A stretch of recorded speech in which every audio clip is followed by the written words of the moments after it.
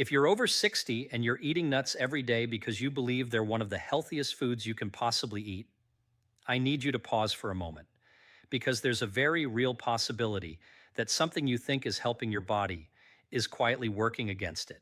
And this is not about extreme diets or fear based nutrition. This is about understanding how your body changes with age and how certain foods interact with those changes in ways that are not always obvious. Because here's what most people don't realize: the same food that supports your metabolism in your 30s or 40s can start sending completely different signals to your body after 60. And nuts are one of the best examples of this. They are dense, they are complex, they contain powerful compounds, but they are not neutral. They communicate with your metabolism. And depending on the type, the quality, the amount, and the timing, that communication can either support repair or increase stress inside your body. Now, today, I'm going to walk you through this in a very clear, clinical way, not in a confusing or overwhelming way, but in a way that helps you understand exactly what's happening inside your body so you can make better decisions without overthinking every bite of food. And there are two parts to this conversation. First, we need to understand what actually changes in your body after 60, because without that foundation, none of the food choices will make sense.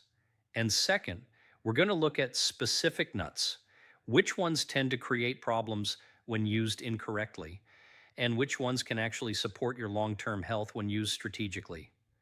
And there's one specific mistake that many people make with nuts that quietly increases inflammation day after day without any obvious warning signs. So stay with me, because once you understand this, it becomes very easy to avoid. Let's start with what's happening inside your body as you age, because this is where everything begins. After the age of 60, your body doesn't suddenly stop working, but it does start working differently, and three major systems begin to shift at the same time. The first is insulin sensitivity. Your cells become less responsive to insulin, which means your body has to release more insulin to manage the same amount of glucose. And over time, this leads to a state where insulin is elevated more often than it should be. Now, why does that matter? Because insulin is not just a blood sugar hormone, it's a storage signal. When insulin is elevated, your body shifts into storage mode. Fat burning slows down, cellular repair processes become less active, and your metabolism becomes less flexible. The second system that changes is your liver. Your liver is responsible for processing fats, detoxifying compounds, and managing energy distribution in your body. But with age, its efficiency gradually declines, especially when it comes to handling oxidized fats, which means damaged fats tend to stay in your system longer and create more stress over time.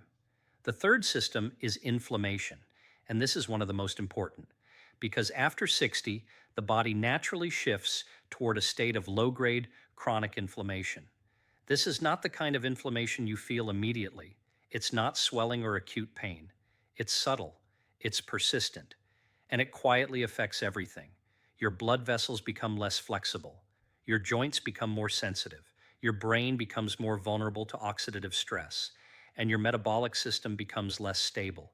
Now, here's where everything connects. When insulin resistance, reduced liver efficiency, and chronic inflammation all occur together, your body becomes far more sensitive to the type of fats you consume, not just the amount, the type. And this is exactly where nuts become important, because nuts are not just simple foods. They are dense packages of fats, and those fats send signals. Some of those signals are protective. Others can become problematic under the wrong conditions. Let me give you a simple way to think about this. Imagine your metabolism like a fireplace. When you burn clean, dry wood, you get steady, controlled heat. But if you burn damp wood or wood that has been chemically treated, or you overload the fire, you don't get clean energy, you get smoke. That smoke represents oxidative stress, inflammation, and metabolic disruption. And when you were younger, your body could clear that smoke more efficiently. But after 60, that clearance slows down. So the same amount of smoke now has a bigger impact. Now let's look at what creates that smoke when it comes to nuts. One of the biggest factors is the balance between omega-6 and omega-3 fatty acids. Many commonly consumed nuts, particularly peanuts, cashews, and many commercial nut mixes, are high in omega-6 fats.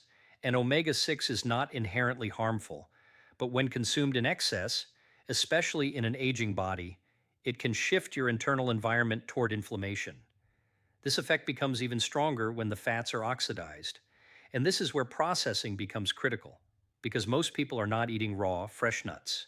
They are eating roasted nuts, flavored nuts, salted nuts, nuts that have been stored for long periods, and often nuts that have been cooked in additional oils. When nuts are exposed to high heat, especially in the presence of oxygen and light, their fats begin to oxidize. And oxidized fats behave very differently in your body. They are no longer neutral energy sources. They act as stress signals. They trigger immune responses. They increase oxidative damage at the cellular level. And over time, they contribute to the kind of chronic inflammation that accelerates aging. Now let's talk specifically about peanuts, because peanuts are one of the most widely consumed foods in this category, but there are a few important things you need to understand about them. First, peanuts are not actually nuts. They are legumes, and legumes contain certain compounds, including lectins, that can be harder to digest, especially as digestive function declines with age. In some individuals, this can lead to irritation of the gut lining. And when the gut lining becomes compromised, something important happens. Inflammation is no longer contained. It becomes systemic. It begins to affect other systems in the body, your joints, your blood vessels, even your brain. Now add another factor. Peanuts are more prone to contamination with molds that produce aflatoxins. These compounds are processed by the liver, and after 60, your liver is already under more stress and less efficient at detoxification. So this becomes an additional burden. Now again, this doesn't mean peanuts are inherently harmful, but it does mean they should not be consumed casually, daily, and in large quantities without consideration. Now let's move to cashews. Cashews are often seen as a gentle, healthy option, but metabolically they behave differently from most other nuts. They contain more carbohydrates and less fiber, which means they can raise blood glucose more quickly, and this leads to a stronger insulin response. Now remember what we said about insulin. It shifts your body into storage mode. When this happens frequently, your body spends less time repairing and more time storing.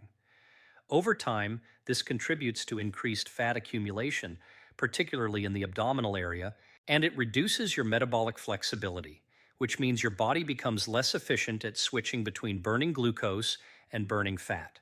Now, this doesn't mean cashews should never be eaten, but it does mean they should be used with more awareness. Now let's shift to the nuts that can actually support your body after 60 when used correctly. And one of the most important is walnuts. Walnuts are unique because they contain a plant-based omega-3 fatty acid known as alpha-linolenic acid. This type of fat helps counterbalance the effects of omega-6. It supports blood vessel flexibility, it reduces inflammatory signaling, and it improves blood flow to the brain, which is directly linked to cognitive function. But here's something important. With walnuts, more is not better. A small amount is enough to send a beneficial signal. Large amounts can become a burden. Timing also matters. Consuming them earlier in the day alongside other nutrients improves how your body processes them. Now let's talk about almonds. Almonds are one of the most well-studied nuts in terms of metabolic health. They contain magnesium, which plays a key role in blood sugar regulation. They contain vitamin E, which acts as an antioxidant, and they provide monounsaturated fats that support cardiovascular health. But again, preparation matters. High heat can degrade vitamin E, added oils can introduce excess omega-6, and flavored varieties often contain sugar, so the form in which you consume almonds determines their impact. Now there is one more nut that deserves attention: pistachios. Pistachios contain compounds like lutein and zeaxanthin. These are important for both brain and eye health. They help protect neurons from oxidative damage. They support communication between cells, and they contribute to overall antioxidant capacity. But as with everything else, quality matters. Minimally processed pistachios provide benefits. Heavily processed versions do not. Now let's step back and look at the bigger picture, because this is not about labeling foods as good or bad. It's about understanding context. After 60, your body becomes more sensitive, more responsive, more dependent on precision. And the goal is not perfection, it's awareness. Small adjustments, better choices, consistently applied over time. That is what creates long term health. Now, I want you to think about something. If you change nothing else in your diet, except how you choose, prepare, and consume nuts, what kind of impact could that have over the next 5 or 10 years? Because these small daily decisions compound. They shape your metabolism, they influence your inflammation, they affect how your brain and body age over time. And that's where the real power lies. Now, I'd like to hear from you. Which of these nuts are you currently eating the most?